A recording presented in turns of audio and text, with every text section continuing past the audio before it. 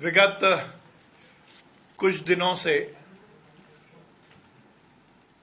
कांग्रेस विपक्षी दल और खासकर राहुल गांधी जी पुनः झूठ और फरेब की राजनीति को इस देश में बढ़ाने का प्रयास कर रहे हैं। उनके पास एक टीम है जो कि सेंसेशनल शब्द देकर इस देश के संविधान, इस देश की संवैधानिक परंपराएं, इस देश की संवैधानिक संस्थाएं और इस देश के लोकतंत्र को बदनाम करने की लगातार कोशिश करती है। वोट चोरी एक ऐसे शब्द को अपने वक्तव्य के माध्यम से उन्होंने जनता के बीच परोसा, जिसके कारण उनका जो प्रयास था कि पूरी दुनिया में हिंदुस्तान का लोकतंत्र और हिंदुस्तान की एक बहुत ही निष्पक्ष संवैधानिक संस्था बदनाम हो। और ये काम कांग्रेस हर समय से करती आई है।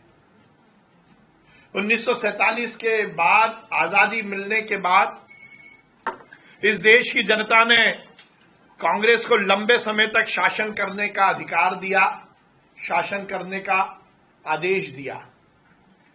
पर यदि हम इतिहास के पन्नों में झांक कर देखते हैं तो 1952 से लेकर लगातार जब जब नेहरू परिवार और कांग्रेस इस देश में सरकार में रही, उन्होंने गाहे बगाहे लोकतंत्र को बदनाम करने का और लोकतंत्र का दुरुपयोग करने का काम किया।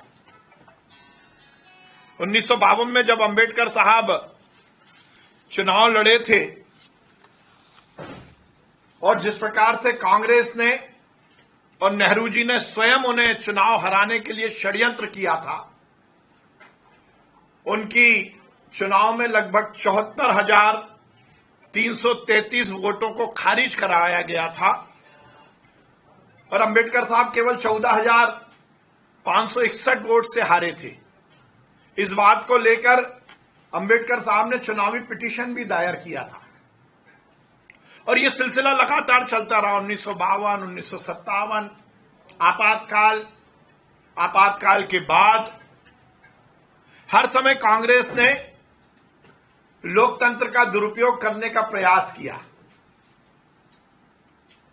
और अब तो जब कांग्रेस की, राहुल गांधी की बद से बदतर स्थिति इस देश में हो गई है, तो वो अपनी हार का ठीकरा कभी ईवीएम पर, कभी चुनाव आयोग पर, और अब बिहार चुनाव के पहले जब उन्हें यह सुनिश्चित हो गया कि वो बुरी तरह हारेंगे, तो मतदाता सूची पर उस पर प्रश्न चिन्ह लगाकर अपनी फेस सेविंग का काम कर रहे हैं।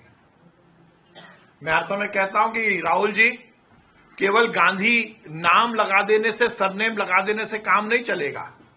किसी ने कहा है, यूं ही न चल पड़ेगा जमाना किसी के साथ, नियत भी नेक चाहिए गांधीगिरी के साथ। राहुल जी को अपनी नियत पर, अपनी रीति पर, अपनी नीति पर, कांग्रेस को अपने विचार पर विचार करना पड़ेगा। जनता ने उन्हें नकार दिया है, जनता उन्हें हर चुनाव में हरा रही है। चुनाव आयोग पर ठीकरा फोड़ देने से काम नहीं चलेगा। यदि चुनाव आयोग गड़बड़ करता होता तो राहुल जी, क्या आप दो जगह से लोकसभा चुनाव जीत जाते? यदि चुनाव आयोग गड़बड़ करता होता तो क्या आपकी सीट छोड़ने के बाद आपकी दीदी बिना किसी राजनीतिक अनुभव के बाद भी लोकसभा में पहुंच जाती? क्या चुनाव आयोग गड़बड़ कर रहा होता तो बाकी जगह जहां आपकी सरकार बनी है वहां क्या सरकार बन पाती? और यदि सही मायने में तो राहुल गांधी और कांग्रेस के नेता जो इल्जाम लगा रहे हैं उसके बारे में हमें कुछ कहने का की जरूरत इसलिए नहीं पड़ती कि उसका खंडन तो कांग्रेस के कर्नाटक के सहकारिता मंत्री जी ने स्वयं कर दिया।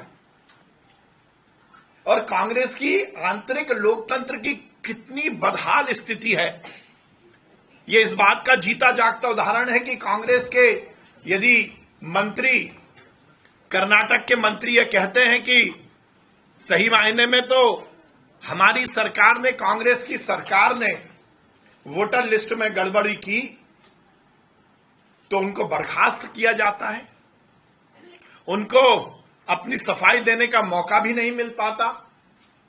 तो यदि राहुल गांधी वोट चोरी की बात करते हैं तो सबसे पहले यह इल्जाम तो उनके ही मंत्री, जो कर्नाटक के सहकारिता मंत्री थे, उन्होंने उन पर लगाया था, राजन्ना जी ने। मुझे लगता है कि राहुल गांधी जी और कांग्रेस के नेता केवल और केवल इस बात की सुपारी लेकर राजनीति कर रहे हैं कि उन्हें इस देश को बदनाम करना है। वो अर्बन नक्सलाइट जैसा काम कर रहे हैं। नक्सली आंदोलन का मूल यही होता है कि व्यवस्था के खिलाफ बिना किसी जानकारी के, बिना किसी तथ्य के असंतोष पैदा कराया जाए। और जिस प्रकार से राहुल गांधी जी झूठ फरेब की राजनीति कर रहे हैं, यह उसी का प्रयास है।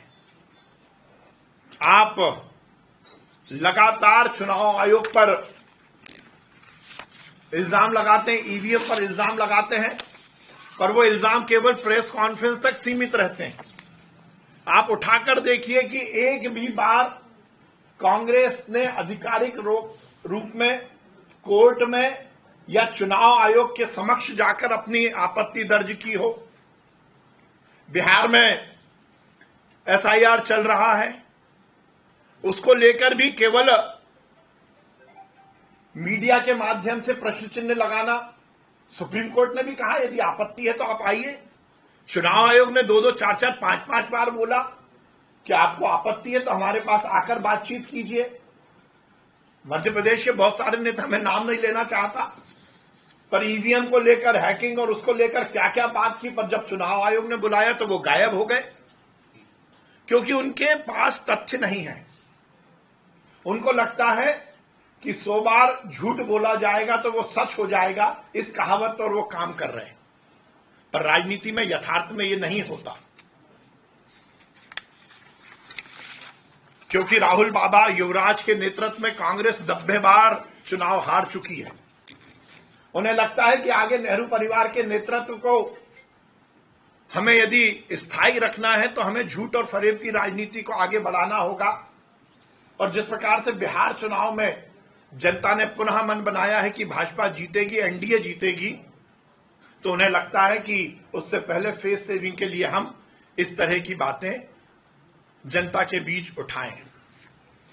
हम हर समय कहते आए हैं कि हम लोकतांत्रिक व्यवस्था का पूरी तरह पालन करते हैं और इस देश के संविधान, इस देश की संवैधानिक हर व्यवस्था का हम दृढ़ता के साथ निर्वहन करते हैं।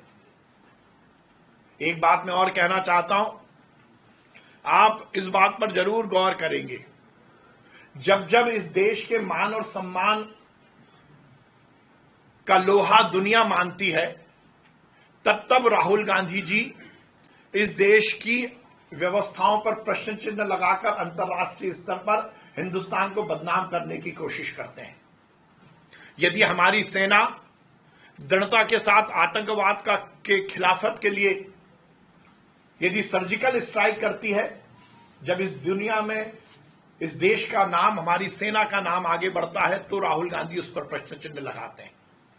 यदि एयर स्ट्राइक होती है तो राहुल गांधी जी पाकिस्तान परस्ती की और चाइना की भाषा बोलते हैं।